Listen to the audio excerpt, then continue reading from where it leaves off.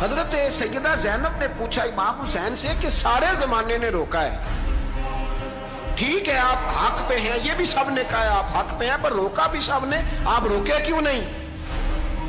تو ابن کثیر اور ابن اسیر لکھتے ہیں کہ امام حسین رو پڑے، کہنے لگے بہن میں رک جاتا پر میں نے رات کو نانا مصطفیٰ کو خواب میں دیکھا ہے۔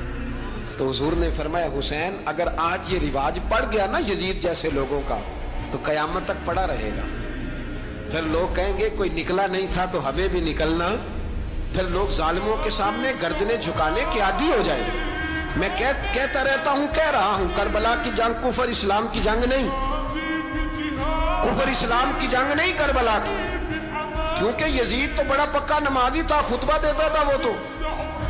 جب امام حسین رضی اللہ تعالیٰ عنہ نے کربلا کے میدان میں جمعے کا دن تھا تو یزید کے سامنے کو بات کرنی شروع کی عمر بن سعد کے سامنے، تو عمر بن سعد کہنے لگا حسین زیادہ باتیں نہ کر، ہمارا جمعہ لیٹ ہو رہا ہے، جنگ کے لیے تیار ہو، فٹافٹ آ، اہل بیت نبوت کو قتل کریں گے اور قتل کے بعد پھر نماز پڑھیں گے اور پھر کہیں گے اللہم صلی علی محمد وعلی آل محمد، اسی نماز میں پھر درود بھی پڑھیں گے۔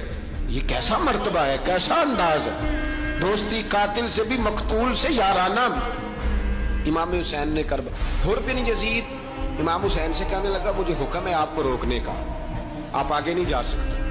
امام صاحب نے فرمایا وجہ زمین اللہ کی ہے، اس نے کہا آپ بیعت نہیں کر رہے، یزید کی حالات آپ کے حق میں درست نہیں ہے، آپ نہیں جائیں گے۔ امام روک گئے۔ ظہر کی نماز کا وقت ہوا تو حضرت علی اکبر امام حسین کے بڑے صاحبزادے انہوں نے اذان ظہر پڑھی تو حر بن یزید کے لشکر نے امام حسین کے پیچھے نماز ادا کی۔ کہا بھئی تم مقابلے میں آئے ہو نماز پیچھے پڑھتے ہو؟ کہا حضور مقابلہ تو تلواروں سے کر رہے ہیں پر ہمارا دل تو مانتا ہے نا کہ مصطفیٰ کا نواسہ بڑی شان والا ہے۔ حر بن یزید نے 3 نمازیں لشکر سمیت امام حسین کے پیچھے پڑھی ہیں، 3 نمازیں، ظہر اثر اور مغرب۔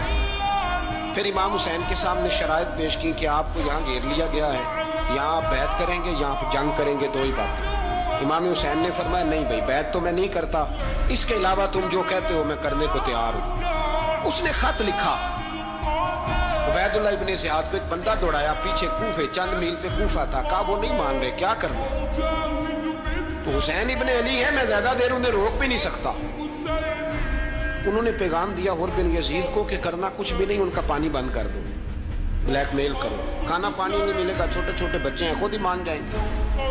حضرت امام علی مقام کے بارے میں حر کے بعد جب یہ پیغام آیا تو حر کہنے لگا میری طبیعت نہیں مانتی حسین پر پانی بند کروں، دل نہیں مانتا۔ جب یہ لفظ کہے نا دوبارہ تو پھر عبید اللہ ابن زیاد نے عمر بن سعد کو 10,000 آدمی دے کے بھیجا، کہا حر بن یزید لچک دکھا رہا ہے حسین کے آنکھ میں۔ ایک رے کا علاقہ تھا، بڑی وہاں فصل ہوتی تھی، لوگ کوشش کرتے تھے وہاں کا گورنر بننے کی، کوشش کرتے تھے۔ تو عبید اللہ ابن زیاد کہنے لگا تمہیں رے کی گورنری ملے گی، سب سے سرسبز و شاداب علاقہ، تمہیں وہاں کا گورنر بنایا جائے گا اگر حسین کے خلاف لڑو گے۔ یہ اتنی زبردست ہوتی ہیں گورنریاں کہ گورنریوں کے لیے لوگ نسل رسول کے خلاف بھی نکل آتے ہیں، یہ اتنی تگڑی ہوتی ہیں، اتنی جلدی وفاداریاں بدلتی ہیں۔